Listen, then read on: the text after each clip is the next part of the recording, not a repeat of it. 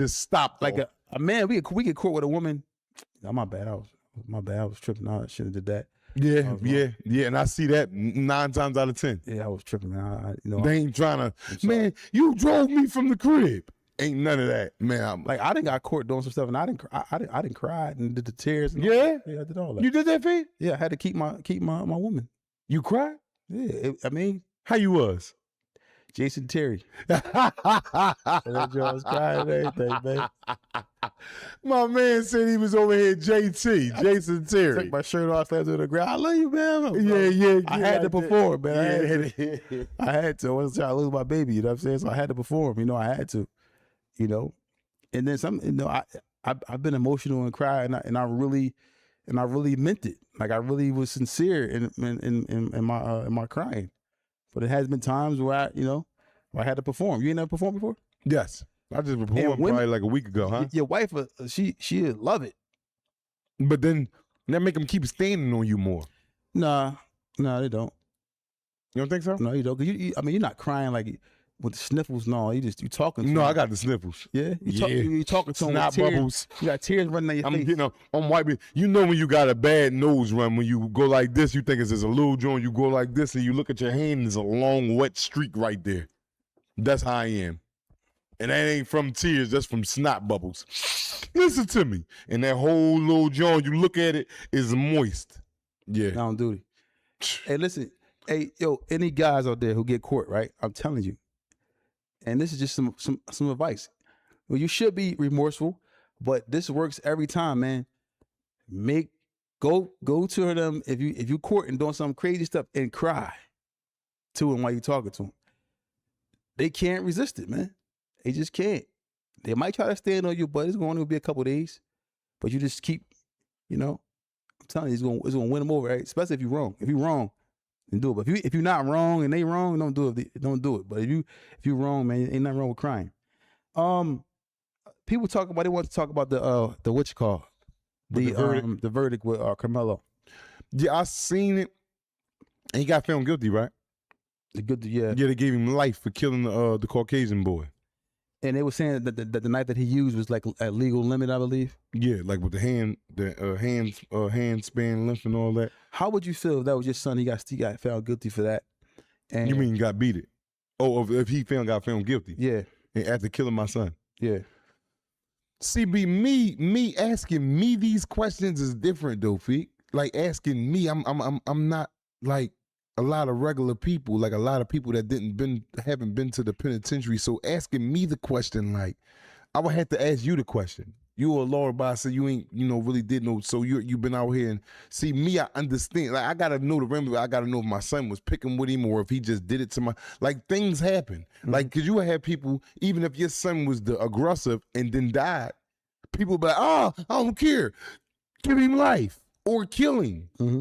Like me, I don't want to. If I was killing because I'm mad because he killed my son, but I'm like, damn, my son did some dumb shit and had him. I understand it because I come from the streets. Yeah. But a lot of people that don't come from the streets is not going to answer in this manner. They're not going to give you this answer in this manner, so it'd be hard for me to answer these type of questions. Like I'm going to the courtroom and I see the dude that got life for stabbing my son to death. First of all, I'm gonna want to know the ramifications about the case. Mm-hmm. Now, if he killed my son just on some trying to rob my son, hating on my son, I'm gonna be mad. But then again, I'm like, damn, I don't want to show you to do life. That's just me. I've been in there all my life. Mm-hmm. Yeah, I would rather take, and it's not the right thing to say, but I would rather take that into my own hands and exact my own revenge. And that's not going to be having him sit in no penitentiary for the rest of his life. Yeah. And that's not right, y'all. That's not right. I'm just telling you me. This is me, what I would do. Just because I say that don't mean it's correct. It's not correct, and I'm telling you it's not correct. But me, from being a hardened ex-convict, I ain't going to want him to do life, man. Like, the only nigga I want to do life is a nigga that snuck up on my daughter and she 5 and took her little vagina. And I don't even want him to do life. But if they got him before me and gave him life, I'll be cool with that. Yeah. Now the thing is with this young guy, Carmelo Anthony, who was found guilty, right? He now is waiting to be sentenced, I believe. So do you think he's going to get life in prison, or They gave him life, didn't they? they got found guilty. Or it was just found guilty. It wasn't no life, so he didn't get sentenced yet. You know how they go. Yeah, after you get found guilty, he gonna wait about a couple months before he go down for sentencing. Couple months, 2-3 months sentencing date. Do you think they give him life? I ain't really looked into the case. Like, what was the case? Like, give me some ramifications behind the case. It's like a rival team, football team, or some basketball or football team, one of it. And then they got into a fight, altercation, and Carmelo Anthony pulled out a knife and they started fighting. He stabbed him with the knife, whatever the case may be. The young guy died. So with that, I think that looking at the case, they're gonna probably give him like maybe it's a 3rd degree, probably. What do you feel? I ain't gonna say 3rd degree. 2nd degree. What degree was it? He might get numbers because he wasn't going to kill. They was fighting. He pulled the knife out. That wasn't premeditated. Yeah. You know, they out there. They having a fist fight. Who don't have fist fights? Everybody in the Pope done had fist fights before. You know what I'm saying? The most humblest and religious people done socked somebody or got socked in their life. Well, he took a jury trial. Okay, well, yeah, the jury ain't got nothing to do with that. They found that's all up to the judge now. Jury is done. Their job is done. They found him guilty. So my thing is, I wouldn't give him life for that, man. I'm gonna give him 20 to 40, 25 to 50, you know, because he was out of pocket. But life, you mean, life to me, you sat on this nigga 3-4 days, you waited for him to come home, you was underneath a car, you killed him, you tied up his kid. That's life to me. Like, man, you was a vicious piece of animal. This life sentence carries between 5 and 99 years. Why is such of a big gap? 5 to 99. So I mean, the judge can give you anything in between that. Yeah. So now I'm guilty. I found out I can get between 5 and 99 years. He's 17 years old. That's how old he is. 17. Yeah, I think he's 17. Oh yeah. Yeah, I know he was 17. Well, at the time, no, older than 17. They both was kids at the time. I'm not sure. No, but how old was he at the time? The person who got killed was 17 years old. Oh, okay, but you don't know how old he was. So he must have been a kid too. They in high school. So my fault, y'all. We gonna do a whole lot. Y'all just sprung this up, but we gotta definitely do our fact checking where we can bring y'all the information that's accurate and correct. Because we don't be wanting up here guessing and we think, but you know, you get the gist of what we talking about, and y'all can help us out. For those who have read the article and know these facts, send it through the chat in the chat. And we can go ahead and address it, but they was very young then. Basically, what you saying, Tawfiq? He's 19 now, yeah. Oh, he's 19. So they sat for about 2 years. Yeah, happened before. Okay. Yeah, so now I think it happened in 2025. So it only went a couple years. Okay. So he's 19. Now he's an adult, certified as an adult. The unfortunate portion about this is that it's 2 lives that's lost. The kid was killed when he was 17, and Carmelo Anthony, his life is lost now because he's going to be away for at least, I would say at least 30 years, 40 years. He'll be out in like 50. They ain't giving him no little small hit like 15 years, none of that. That's real lenient. That's the judge being real lenient to give him like, 10 to 15 years or something like that. And the family would be upset if he got that right amount of time. Yeah, probably so. So he's going to be looking at a lot of time with this situation. But it's just unfortunate, man. It's unfortunate. I just keep looking at these trials and these cases, and I'm like, I got a son that's that age, and I got a little son now. I'm like, I'm holding him when I'm holding him every day. I look at him, I'm like, I was trying to think about ways to try to protect him and do things different than I did with my first son to avoid pitfalls and trials and tribulations that But I want to say this too: when raising a kid, 2 parents have to be on the same page. If they're not on the same page, or one is trying to dominate the kids or over the other, even the man, if you're trying to be too assertive and take over, and not allow a woman to have a say so when it comes to the kids, it's going to offset the kids. So when you have kids, you got to work together.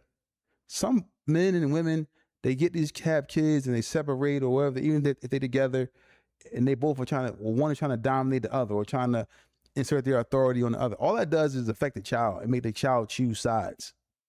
So if you got kids, man, y'all have kids together, whether y'all together or not, I gotta be able to co-parent in a productive manner. And don't put too much pressure on one another. You know what I'm saying? If your baby father don't have it right now, don't go tell your kids your dad is a deadbeat. Yeah, man. Yeah. Don't go say because now the kid is gonna get that in their mind, and the dad may not even this may be only the first month that he didn't give money. So you saying your dad a deadbeat, and now they remember that. That goes a long way because now that's embedded in their brain. Mhm. And men, don't be calling your kid's mother a whore. That's the In first front of thing. your Stinking ass bitch. She's a whore, or calling out her name in front of your kid. I mean, because now the kid is hearing that. So as parents, we gotta try to work together, man. Because ultimately, when you do that, it only affects the children. Because the mother and the father is grown. They numb to it, yeah. Yeah. They numb to the back and forth So slander on each other. Now your kid, like your kid don't like his dad because his dad, he remember his dad calling his mom a whore or whatever else, and then the kid don't like his dad because they heard the mom calling calling the dad a deadbeat or don't like whatever the case may be. It just can't just get into name calling it and being disrespectful because it's going to ultimately affect the kids.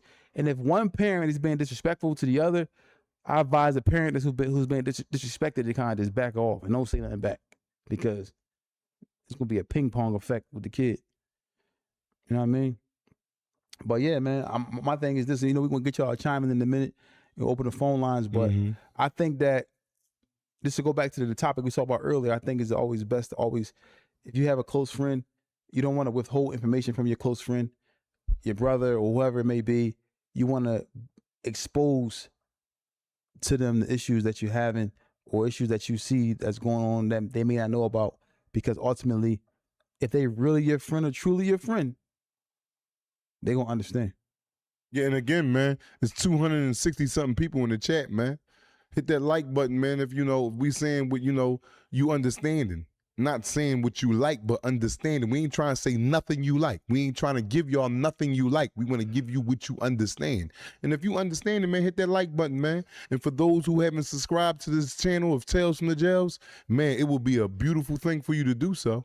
I guarantee you that. And then guess what? Membership me, please. One time to the family. We got a good interview this week too. I'm gonna tell y'all who we got. What's called this week? The young boy, Blizzo. Oh yeah, Blizzo coming to y'all this week, man. Make sure y'all tap in, man. A lot of y'all probably don't know who Blizzo. Oh, a lot. He's a good rapper that just came home from jail, making waves for himself back out here on the straight, on a straight and narrow track, getting his life together. So this Thursday, man, make sure for the members, man, tap in. Tap in. You do not want to miss this episode right here. Yeah, it was crazy. Yeah, so about to get to the phone lines. 215-316-4492. That's 215-316-4492. Hopefully the phone is on. I don't know if I paid the bill this month, but 215-316-4492. The phone on? Yeah, man. We just on. Yeah, I know it ain't on. There ain't no doubt in my mind that phone ain't on. Yeah, black people, right? It's on. 215-316-4492. Y'all can call it, man. Shout out to Lamar Oglesby.